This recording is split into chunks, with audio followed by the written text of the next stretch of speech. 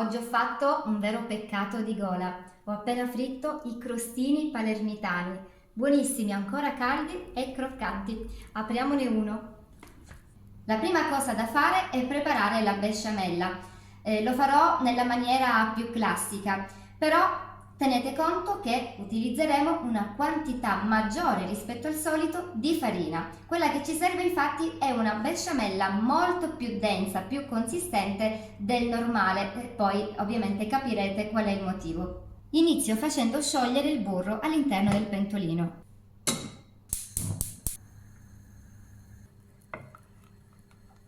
Burro sciolto, per un momento lo tolgo dal fuoco.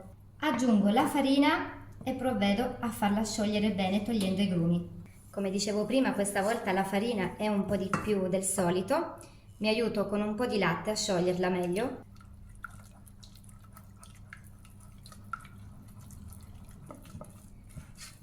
Abbiamo sciolto la farina.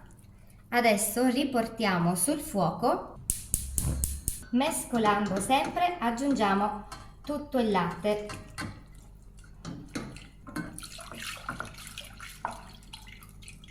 Se si formano un po' di grumi possiamo in una prima fase anche utilizzare una frusta.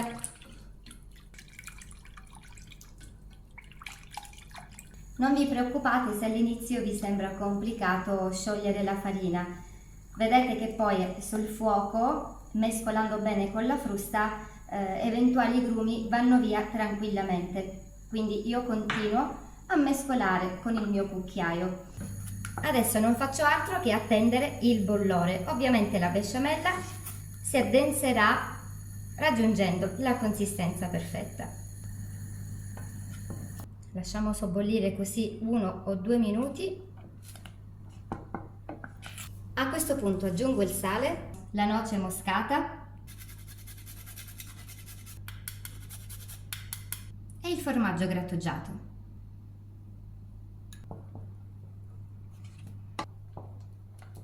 Raffreddandosi adesso diventerà ancora più soda. Per farla raffreddare la trasferisco in una ciotola capiente perché dopo aggiungeremo altri ingredienti. Ci serve del prosciutto cotto e della mozzarella per pizza. Questi gli ingredienti tradizionali. Soprattutto la mozzarella è importante che sia tagliata proprio in piccoli cubettini come questi. Prosciutto cotto è possibile usare anche quello in cubetti, quindi già tagliato, ma io preferisco questo a fette. Do una rimescolata alla besciamella. Se si è formata quella patina in superficie non preoccupatevi, non è che dobbiamo fare un lavoro sopraffino, anche perché poi durante la frittura tutto si scioglierà meravigliosamente. Solo ora che è fredda possiamo quindi aggiungere prosciutto e mozzarella per pizza.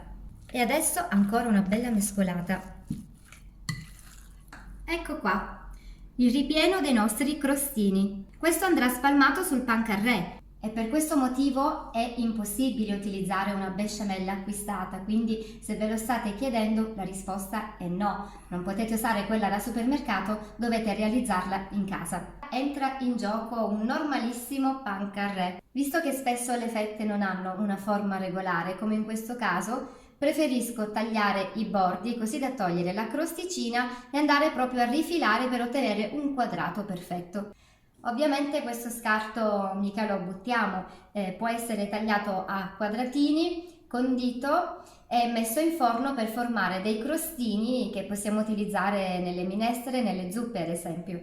Le fette di pan carré andranno accoppiate, quindi una sarà la base, con l'altra andremo a coprire. Semplicemente adesso le farciamo con la besciamella arricchita da prosciutto e mozzarella per pizza. Possiamo tranquillamente essere generosi perché il ripieno anche dopo la frittura deve essere abbondante. Quindi aggiungiamo altra mozzarella dove manca e pareggiamo per ottenere un bel quadrato farcito e dai bordi regolari.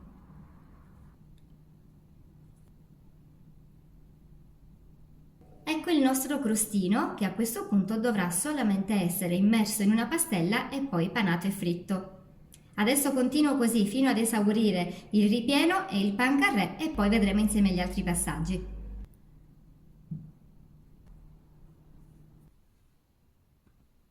Terminato questo lavoro, prepariamo una pastella semplicissima fatta di farina e acqua.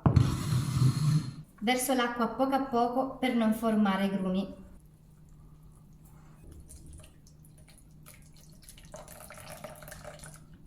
È importante lavorare con la frusta per togliere tutti i grumi ed ecco la nostra pastella liscia. Teniamo pronto anche il pan grattato. E adesso posso procedere bagnando velocemente il pan carré farcito nella pastella e poi passandolo nel pan grattato. Dobbiamo stare attenti a non sporcarci troppo le mani per non pasticciare il pan grattato. E il primo crostino è impanato.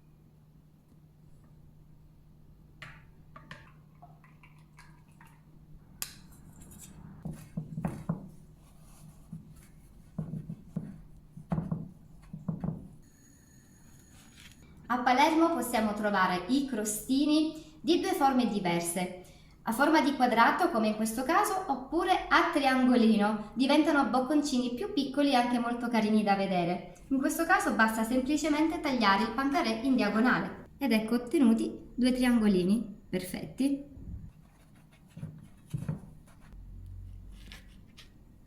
Quale forma preferite voi tra quadrato e triangolo? Io adesso penso alla frittura. L'olio è già a temperatura, olio di semi abbondante. Andiamo per vedere se è pronto.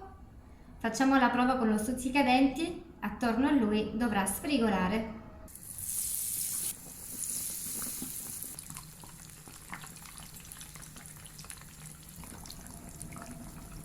Essendoci un ripieno che tende giustamente a filare, ad ammorbidirsi, è importante che l'olio sia abbondante e anche ben caldo, così da sigillare e compattare subito tutti i bordi e la panatura. Sono perfetti, dorati e croccanti. Scarichiamo adesso l'olio in eccesso.